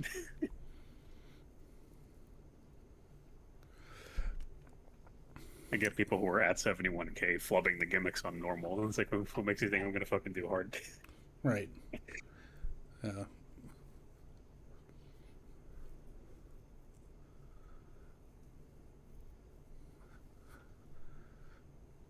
Hey, Era, at least your male grappler has the right legacy weapon.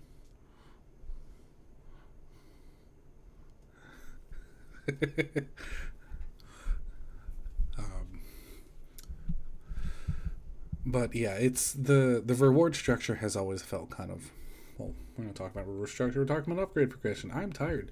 The upgrade, like, it's, again, I feel like it ends up being kind of not really, doesn't, like, upgrading a piece doesn't actually feel like you're getting anywhere.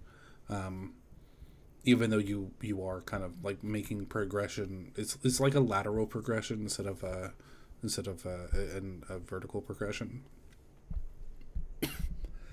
It kind of just helps you to cover somewhere else.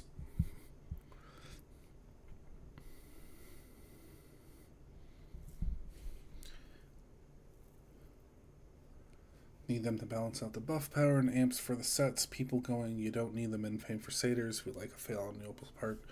I mean, it kind of reinforces a lot of people's opinion that Satyrs have been a bane on the games since their existence. It just... So, go ahead. The matching mode for the other dungeons, it has a reduced reward as well. Yes, I believe. I don't know. Makeup. that's to make up for the fact that the automatic matchmaking, and it's kind of like how I would assume like Nabel matching, where it doesn't matter if you have buffers or not. If you do, they're just DPSs. I just hate the requirement to have a satyr. It sucks. Yeah, that's what matchmaking will also eliminate. You don't need a satyr. Yeah, that's nice, but it's gonna give you reduced rewards. Well, some people would find that worth it because they don't have to socialize with anyone anymore rather. Yeah, I'd have to double check how much reduced rewards it is, but I'm not 100% sure. It's a significant amount.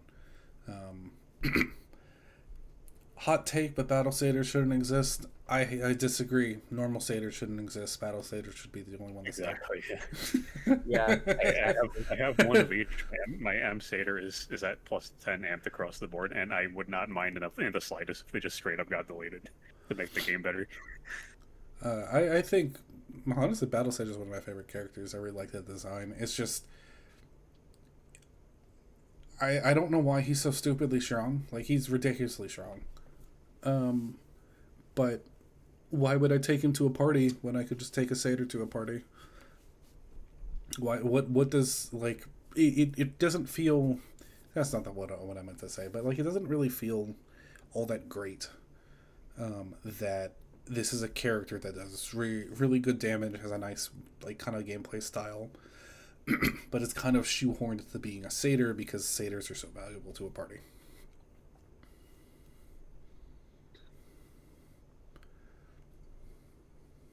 Well, as long as the battle satyrs actually have the right enchants, then I'm not really opposed to them being a battle satyr.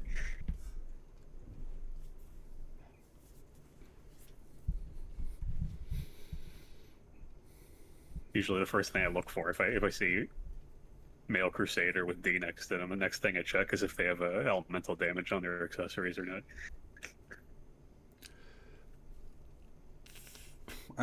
That's why I solo with mine. Because he gets the double benefit off of the satyr buffs or the satyr enchants. I thought that doesn't work in parties. It doesn't work in parties. It works in solo. Oh yeah, that's what I thought.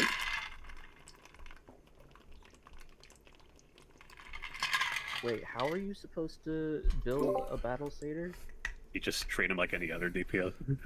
Yeah, you just treat like enchants. It depends on if you plan to solo or if you plan to be in a party. If you plan to be in a party, you treat him like any other DPS. If you solo, you give him satyr enchants. I see. It does make it easier if you do plan to just use him for soloing and then switch to being a satyr in parties. Because you just will have all those enchants in the first place. But that just kind of brings up to the point again, like if you wanted to play a battle satyr as a battle satyr, you can't do that.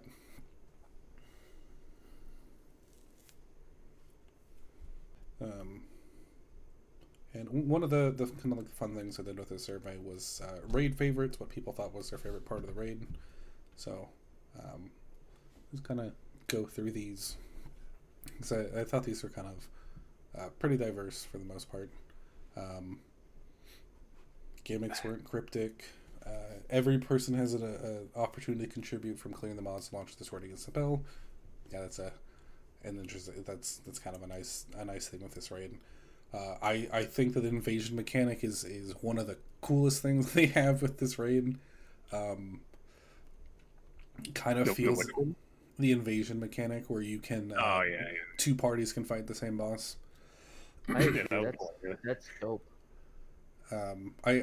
It's that and the guard mechanic, which is another one of the things people mention that really kind of make this raid fun. Is that there's a lot of things you can do to kind of help make your experience of the raid easier, as long as you know where you can use certain things and use certain effects. My only issue with parrying is there's been a couple times where the invasion thing is a reminder of fighting Ozma, where you can see the other parties fighting Ozma. But one of my pet peeves with parrying is that if there's any ping or lag, you do not get the proper parry timing. And there has been a couple times where I've missed the parry because I pressed the button and it ended before the parry actually went off. Like I pressed the button to parry and the parry ended before the actual effect I needed to block was what happened. And so like, well, I just died because I didn't expect the game to basically not give me the correct timing for things.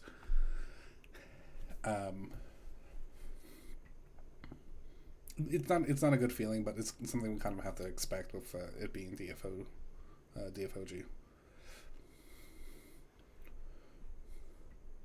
I don't think I remember somebody telling me at I'm sorry for going off topic again, the Ozma 3-party thing.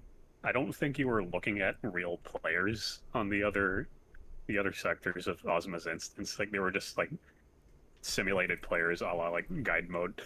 You weren't like actually connected with 12 other players because that would have been like a fucking nightmare. You weren't, but you could still. It was basically like you could still see. You still had their avatars and everything, and you could still see their animations. Don't ruin the magic.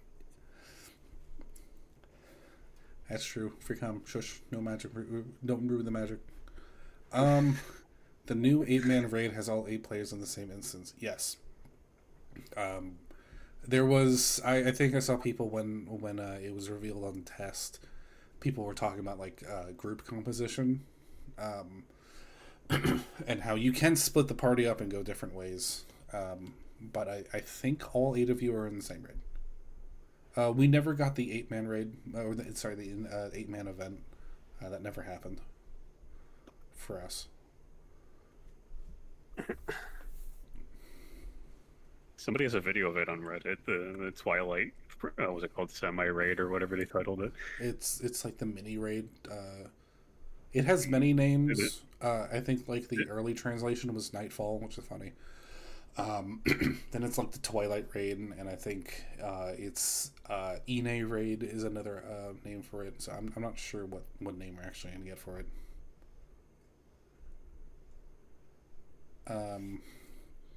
Has DFOG ever gotten an 8-man anything to test it?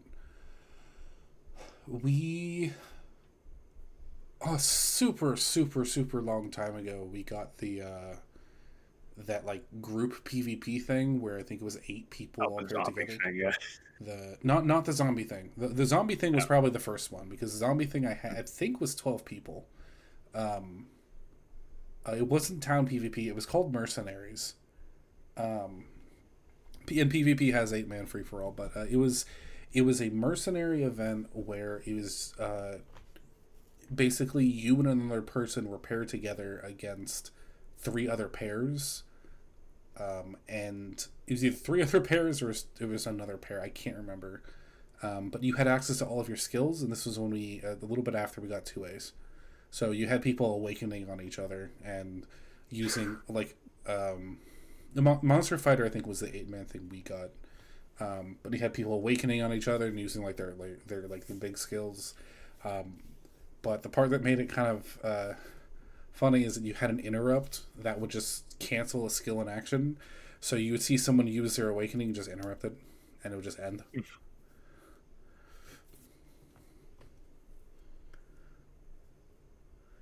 I'm trying to remember if that was like one of those. It was just a temporary event. I can't remember if I like skipped that event or not because it was like, oh, I don't want forced PvP. It just missed me with that. It was a little bit of fun, but there was issues with lag where people would just be kind of warping all over the place or skills wouldn't hit, and the map itself was too big and had a lot of like vertical space. So not vertical space. Like you had a lot of room to move up and down. So you would have people awaken at the very top of the screen and it would just do nothing. Okay,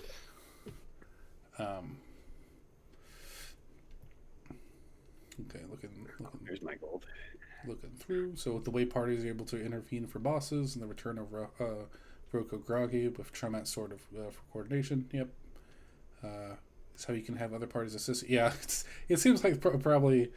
Maybe I was wrong. I didn't think it was too diverse. A lot of people really like the invasion mechanic. I hope they bring it back in some way for Delise, because I think this is the right kind of way to do those like raid buffs, because that kind of helps to make certain content that might be a little bit difficult to make it to ease up that difficulty.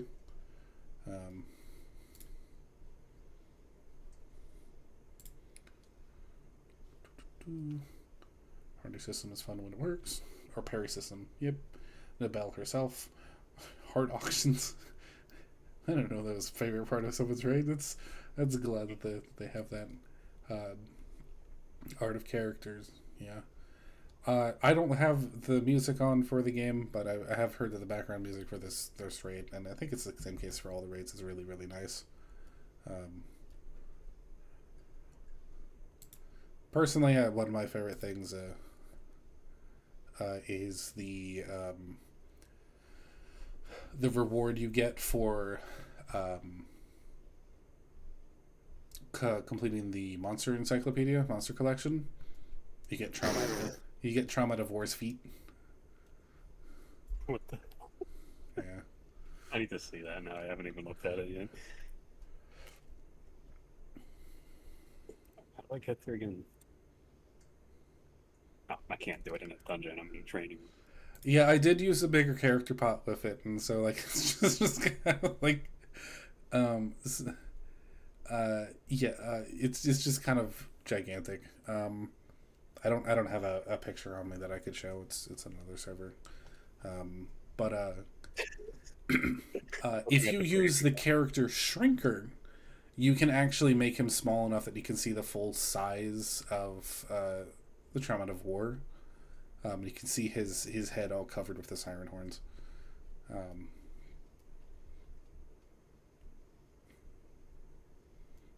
Yeah, it's a nice. The cosmetic stuff I like. I haven't actually seen if there's. I'm not in the game at the moment to check, but I haven't seen if this raid has an aura, a pet, and a background. I don't remember if this one does. Or if it does, it's in the hard auction, so you wouldn't see it unless you're doing hard. The Mori bobblehead. Yeah, I have that. I put that on my mail cider.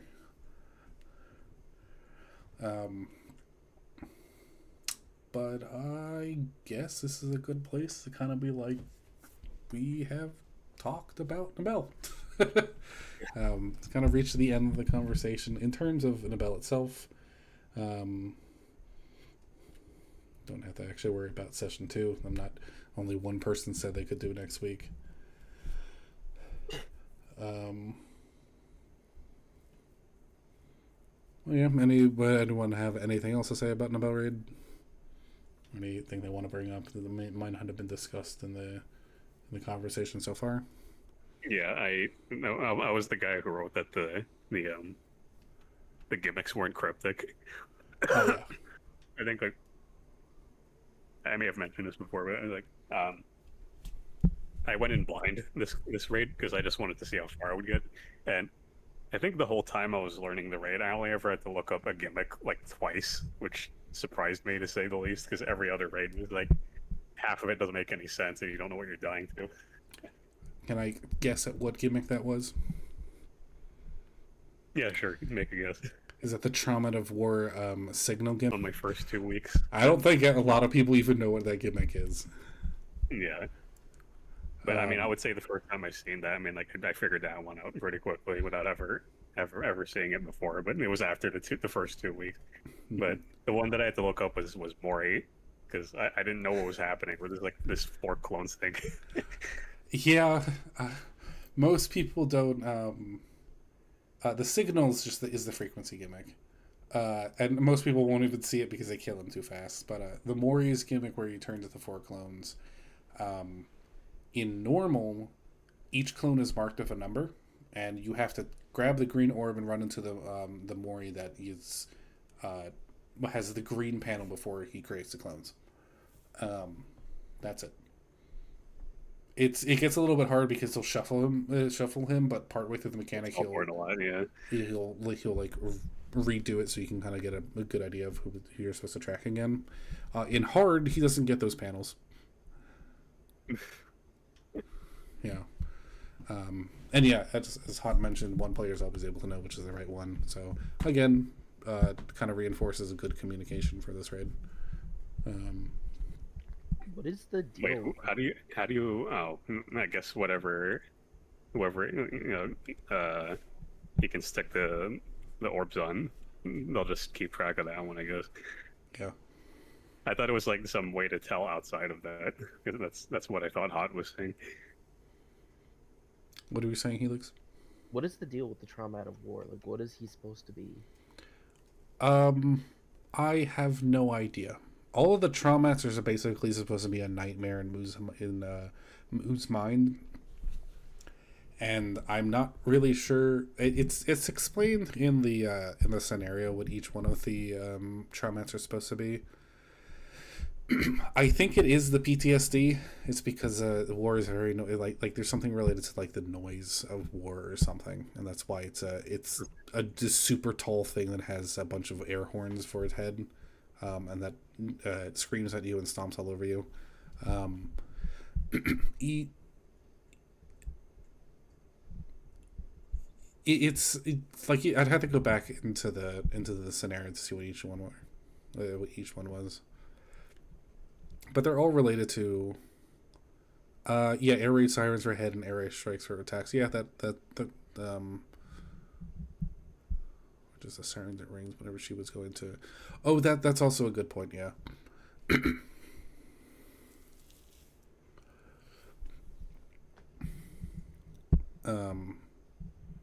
Like trauma of death is actually Moo's or Nabel's death. It was like she actually died and was reanimated. Wait, what? I thought it was about Mori dying. No, she in the scenario Nabel like eventually does end up dying, and she is revived by Anima, I think. Yeah, I think that's how it ended. I was looking for like stuff about the lore, and somebody I should have bookmarked the comment, but somebody linked a video from like 6 years ago when Pandemonium first came out, and they actually even back then they do mention um, the Terra like era elder. They said something along the lines like she was trying to like revive her daughter or something like that, and like I don't know if they were talking about Anima because Anima never shows on screen. Mm-hmm. I do think this is a little bit of a tangent, but with the success of Kazan, they're obviously going to make another game like that. But I think like people are like, oh, what character they could do? They could do Roxy, or they could do a Gonzo, or they could do Ozma. They could do a bunch of different characters. But I think they might want to do like they could do Soldoros. They could do like there's so many options of what character they can do. I do have a feeling with how involved the war on Terra was, and with I forgot the name of the planet that Mori is from. No, it starts with a C, like Klamat? Climate, like climate. I thought it was like the city or something, to be honest. Something like that. Like Yeah, it's another like country. yeah, so that could be an option for what they do. Like we actually play as Nabel, when she was basically a weapon. Because that again, these are all like very interesting slices of DFO that we get. DFO branded Battle Royale set on Terra. Oh no! Oh no! It just won't be. It won't be fair when one person ends up being Sarposa. One thing that confused me about the Nabel scenario was like they spent how many years implying that Pandemonium was just like a shred of New York City floating in space, and then I'm just like waiting for a name drop of any New York City during this, like any part of New York City during the scenario, and it like never happened. It is New York. Terra is super hard. basically New York. They have Brooklyn, they have Harlem. No, I get that, but like during the scenario, I was like, Oh, what the hell is oh, that? It's like I don't remember Clemet being a part of any of the five boroughs. yeah. That's why I thought it was another planet, and it wasn't actually like, like a city or a region. Uh, yeah, I'm just like kind of in training mode right now, just screwing around. I'm looking at the background of like the Nabel raid. It's just like there's a generic futuristic city. Like there's not really anything distinct about it. Mm-hmm. If we ever go back to was on Terra as far as I'm aware, humans never left Terra. Yeah, I don't think they did. And when what was it when what is pre ISIS's planet? When Tabor's was it Tabor's the reason why people mutated in Harlem? I'm gonna actually link that video right now because I'm glad I bookmarked it. Like somebody, I think it was like a few months ago, somebody linked this 6-year-old lore dump that they did on the official channel, and they actually do talk about like Terra transforming into pandemonium at some point. Right. Okay. Yeah. Thank you. Um, but yeah, lots of honestly lots of interesting coming out of. Was it Anima mentioned that uh that Nabel was a different type of forged god? Like it wasn't just ignorance, it was something else. What's the other thing? I don't remember that part. Memory, yeah. Oh, it's memory. Okay. God of memory and ignorance. Um,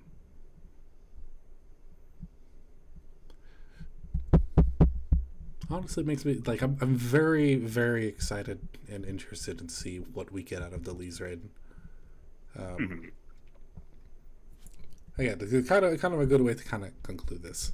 That I think they have kind of knocked it out of the park with the design of these raids. Very interesting bosses, very interesting mechanics, very interesting fights, really good content. Just wish the It kind of, rewards matched how good the content was. yeah, it kind of just like exemplifies DFO as a whole. Really, it's like the gameplay's fun, and then everything else about it fucking sucks.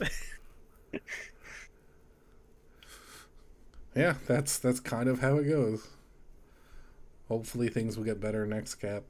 We don't have so much RNG. Well, I shouldn't say next cap. That's far away from now. Hopefully things get better in the next few months, so that we don't have this kind of like feeling of constant RNG. But how long do caps usually last? It's not very clear because the Maybe this is just the recency bias kicking in, but I would like to say on average like 3 years. Maybe no, two and it's two, not 3 because I years. think what was it 95 cap was only like I want to say 15 months. It was a little bit more than a year. 2 years is Oh, supposed to yeah. be the average, but like 95, 95 cap was. Yeah, Nobody heard that. my voice is just dying now. But 95 cap was really short for all things considered. This cap started end of March, basically in April. Yeah, middle of March of this year. Beginning We're of the still year pretty for early. KDNF. I would say maybe mid to end of probably end of 2026 is when we'll see first notice of 120 cap. Get the clearance sale eventually, and it's too early for that. I don't know how much longer the cap will last after the lease rate. That's kind of like the main question. Because it would be very, like, it'd be kind of rough to have a level cap with 3 raids. Oh yeah, definitely.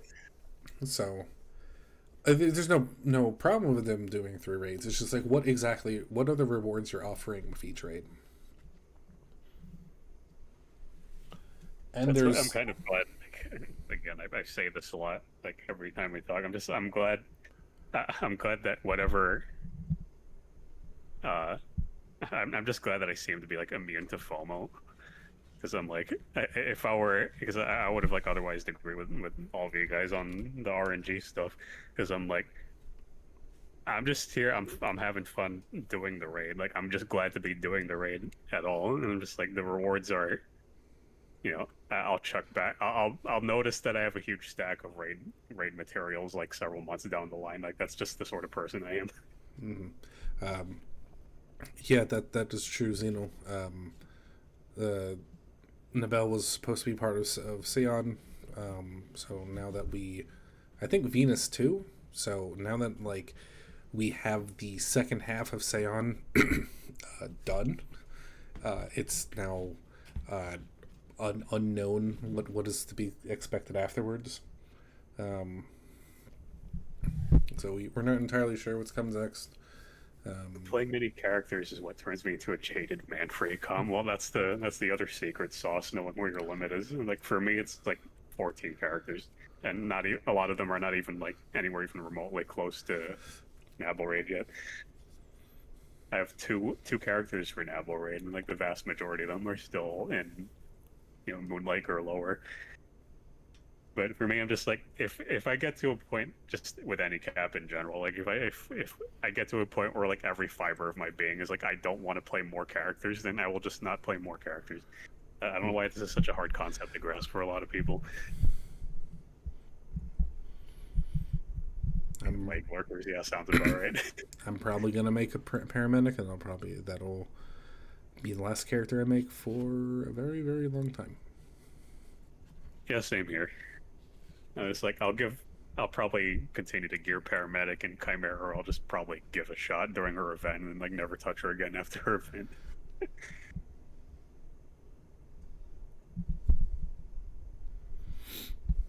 Yeah, I mean that's kind of part of what I was talking about earlier. It's like I don't really play this game for the progression per se. It's like I just think it's a neat side effect of me playing it. I don't know if that makes any sense or not. No, that makes sense. To a lot of people, it doesn't. And I'm talking crazy. Like speaking of characters, I'm like switching a lot between a lot of characters that have 0 FP, kind of like absent-mindedly. All right. Well, I think that's a good place to wrap up. So, for everyone who was here, thank you so much for joining. For Freecom and Helix, thank you for for speaking. Everyone else who joined in the chat, thank you so much for participating. I know this one was a little bit shorter and a little bit smaller than the previous ones. Just unfortunately, time on my end didn't allow for it to be a little bit more organized than it was. To be honest, I don't know what would be the next time I do this.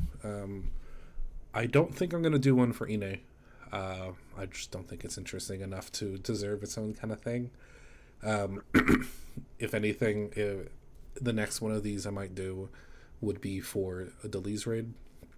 Kind of like a retrospective, a post Delise raid, and then we'll include Ine in there. But that's going to be like maybe January, February of next year, depending on whenever we get those raids. What is Ine? Ine is what I believe it's what is called the 8-man pre-raid to the lease. I forget what the actual name is.